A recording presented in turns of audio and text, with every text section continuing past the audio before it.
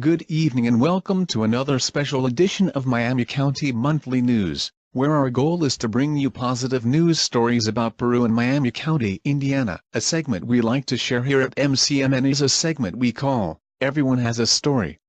We like to feature members of the Miami County community that has a special story. This special edition of Everyone Has a Story is about Peru Police Department's police officer, Miles Hewitt. This February, Officer Hewitt will have been with the Peru Police Department for 36 years. He was part of the Miami County Sheriff's Department before beginning with Peru. MCMN finds it impressive that he has been in law enforcement for over 35 years. We find it even more impressive that he has been with PPD for 35 of those years. Officer Hewitt has had a lot of experiences during those years and he is great at interacting with the community, especially the children in Peru and the surrounding areas. Miami County Monthly News videographer, Jim Allison, sat down with Officer Hewitt to get his story, including some of his experiences as a Peru police officer. Mr. Allison also asked Officer Hewitt about some of the programs he has been involved in for the youth of our community. This also includes information about the FOP's Christmas for Kids program that is a collaboration volunteer effort among local police officers, sheriff and state police officers, local firemen, and EMTs. Thank you Officer Hewitt for allowing us to tell your story, and thank you Jim Allison for the interview. Well, it's a bright Monday morning after the first snow of the season. We're here with Miles in an interview room in the Peru Police Department. And I get to do the interview. But your length of service with the Peru Police Department? I will have completed 36 years in February of 2017. Okay. Prior to that, I was with the Sheriff's Department for approximately 2.5 years before I came over to the city. I was a jailer and correctional officer with them. Okay. So how did you actually get interested in police work? Actually, it's something that ever since I was a child, that policemen always fascinated me.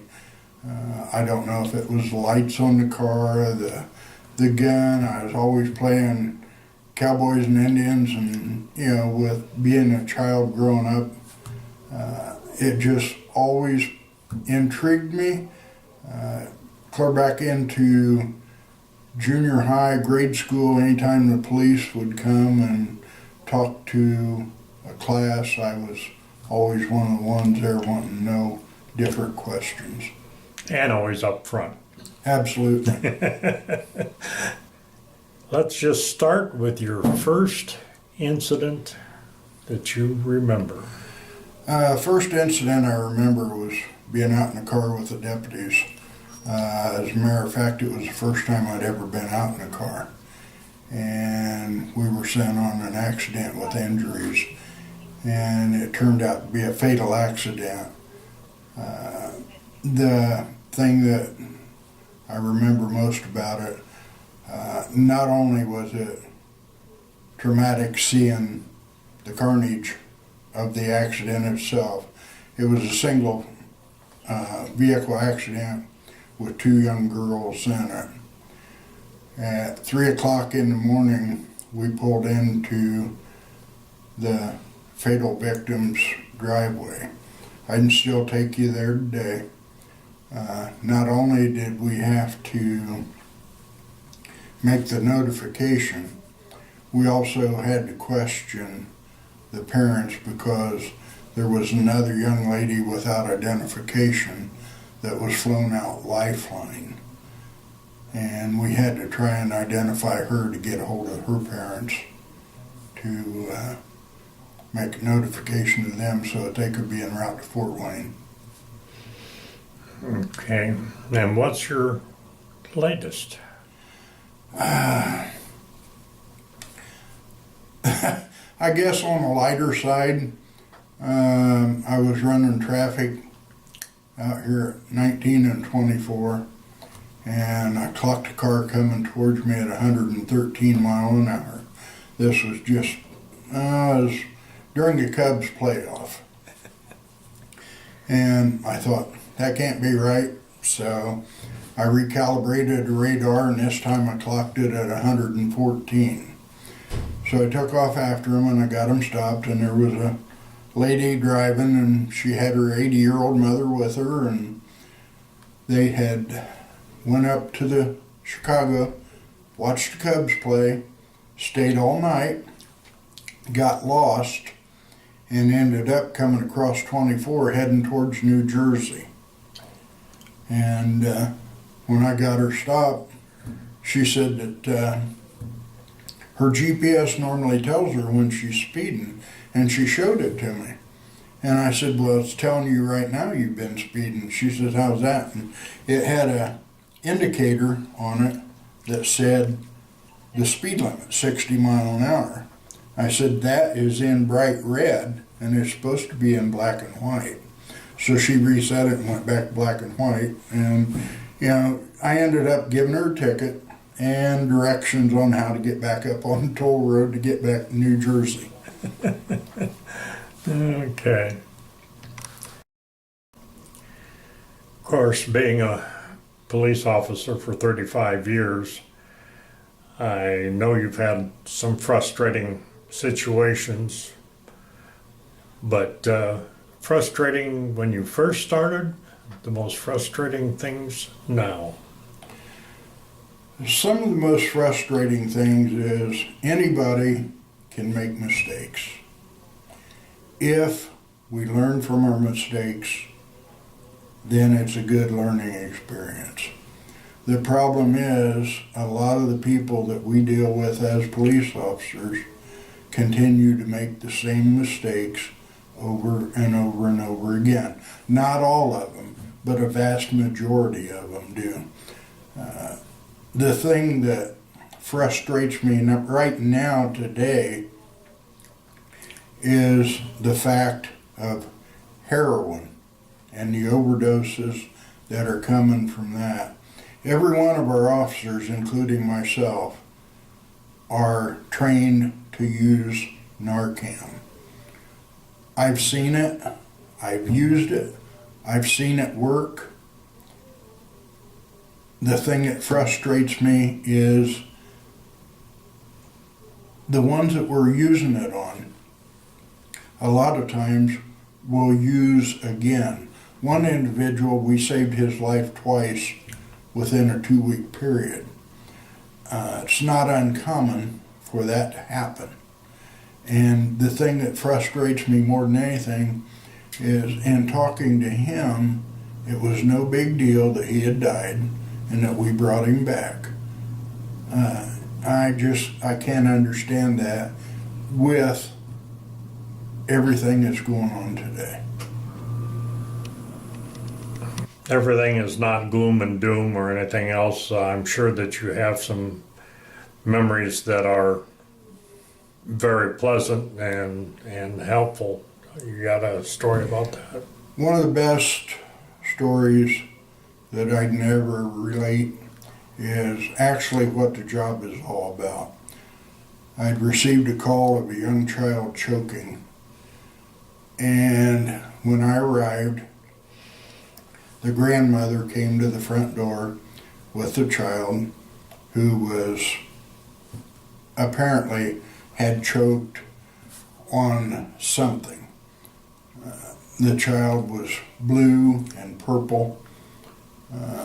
Also, Deputy Linda Sutton pulled up at the same time I did. We got the child down on the floor. And as I hyperextended the neck, she started to gasp a little bit. And I started massaging her throat, and she spit up a grape tomato that she had been eating on, and it had went down and blocked her air. By hyperextending her neck, I got her airway. Being a grandparent and a parent, it's one of the most rewarding times I've ever heard a child cry. And, it's been one of the most memorable things of the career, and that's what the career is all about. And her mother came to visit me a few years later and presented me with another picture of her and everything, and how she was doing fine. And that's just, primarily that's what the job's about. If we can save one person during our career, it makes it all worthwhile. Everything is such fast pace anymore. That's what's great about small town Peru. Even though it is becoming more fast paced, there's a lot more drug activity and stuff such as that coming in. It's still a lot of family and neighborhood oriented. But during the summertime, everybody in Peru, even driving around, I'll stop and talk to different people throughout the city and everything. And I guess that's what makes it more enjoyable. If something happens to somebody in Peru, the whole town will rally behind them. It's something to where it's becoming fast-paced, but yet neighbors are still going to be neighbors. Okay. Well, since you've been dealing with the community for such a long time,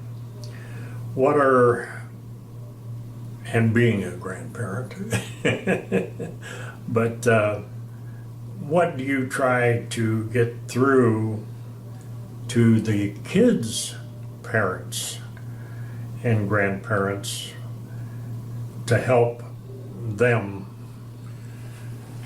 Yeah, I stop and talk to the kids. I stop and talk to the parents. I talk to the grandparents. It just being there to listen for the children on a lot of kids seemed to make a lot of difference.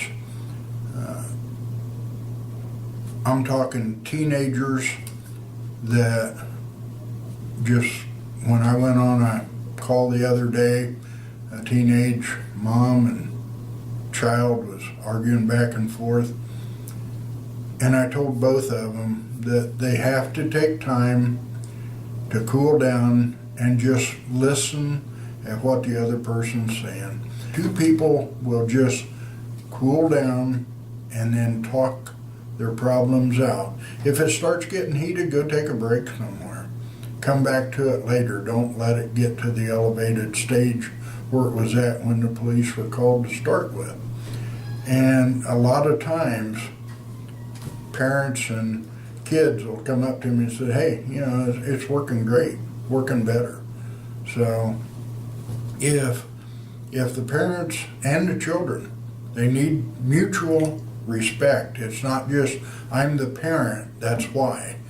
The way society is changing today, the kids need to know why parents make certain rules, why they aren't allowed to go do this or do that.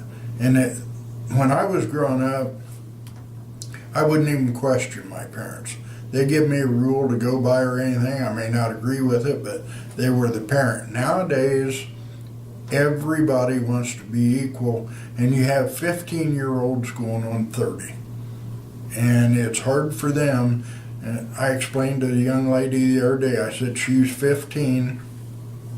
She wants to be treated as an adult, but she still wants to go back to being dad and mom's little girl. And you just have to have total respect and just listen. You don't have to agree with what either side says, but you should listen. Okay.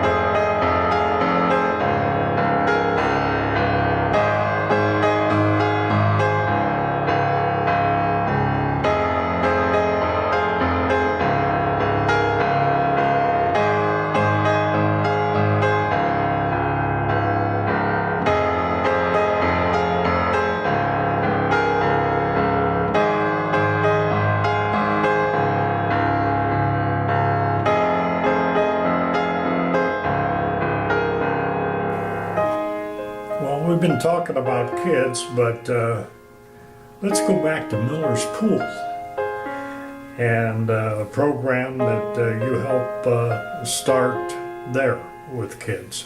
Peru Police Department started back in the mid-'80s, I believe it was, a bicycle rodeo for the children, and we'd take them up to Miller's Pool and we'd set up different obstacle courses and have them to ride their bicycles, and they would get free helmets, and it would be just a fun day for the kids.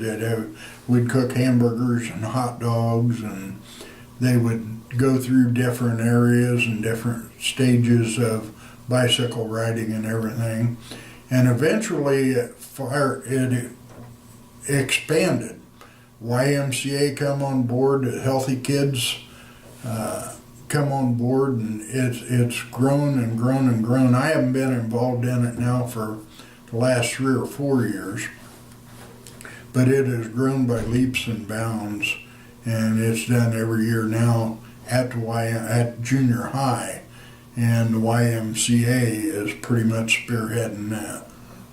Okay, what are some of your stories from that? Do you have any? It's just been great, especially when the kids had come out up at Miller's Pool when it was still going on, and we would form a group of them and take them on a bicycle ride down through the park and everything else, and then we would hold raffles and give away bicycles.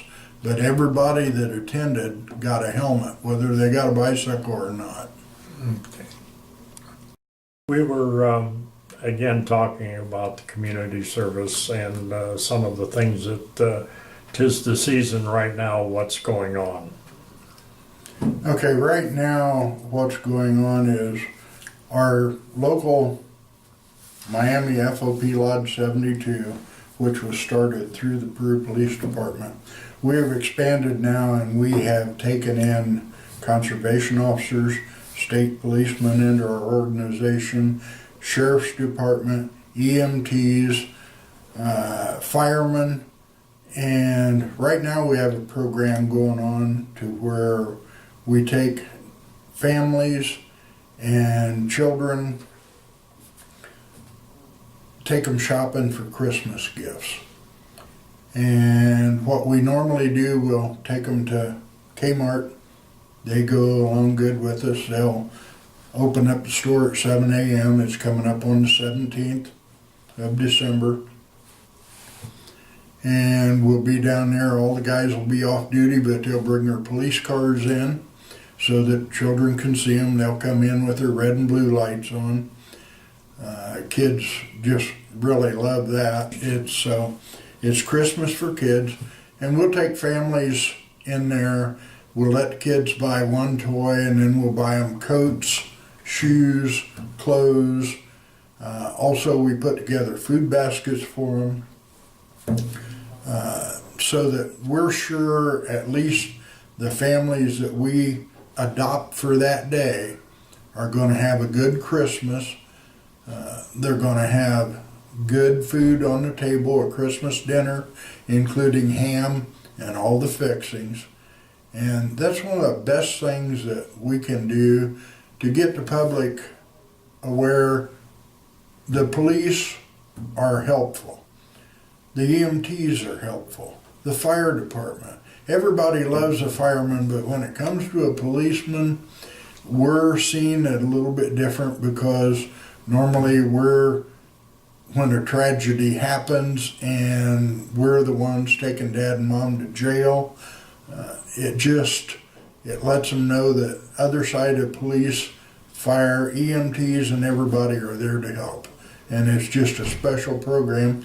Anyone throughout the year can donate to our local FOP. They can bring, right now we're into our phone solicitation.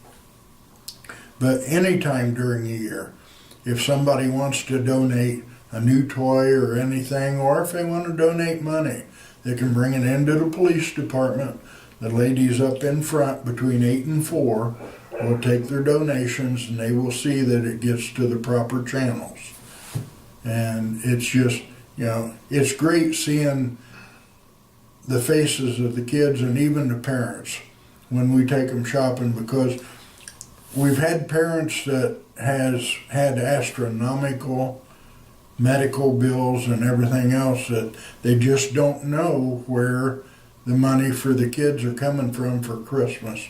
And it's something that we do that it gives you good pleasure in knowing that you do and give back to the community. Well, I know before we were interrupted with our technical problem, you were telling me about one family and some food baskets. There was an individual that had like 8 kids.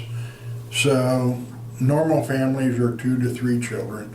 So I had set up 2 food baskets for this family. And while the other officers were taking his children around, I told him to come out in the parking lot, and I had something for him. We went out there.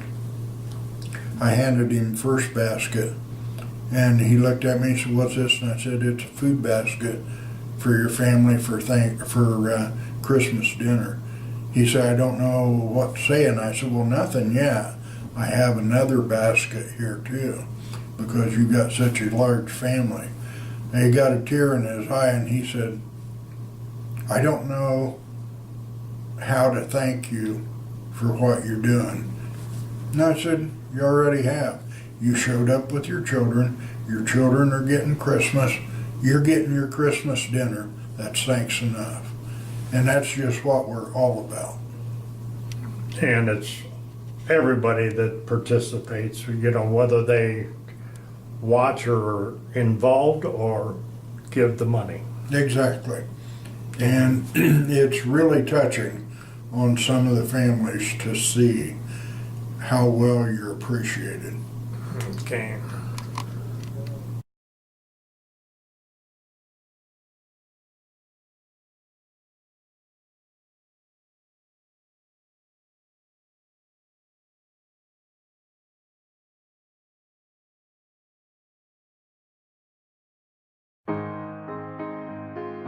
Well, we've got to wrap this thing up, and again, you 36 years of service in February, so it won't be till next year. How many more years you gonna? I have no idea. I enjoy the job. I enjoy working with the public. I enjoy doing what I'm doing. If something else would come along and present an opportunity to me, I may consider retiring then, but right now, I have no plans in the near future of retiring. And we hope you don't, because I've known you many years, and fortunately, all under good circumstances, if I can remember. Yeah, thank you. All right, thank you.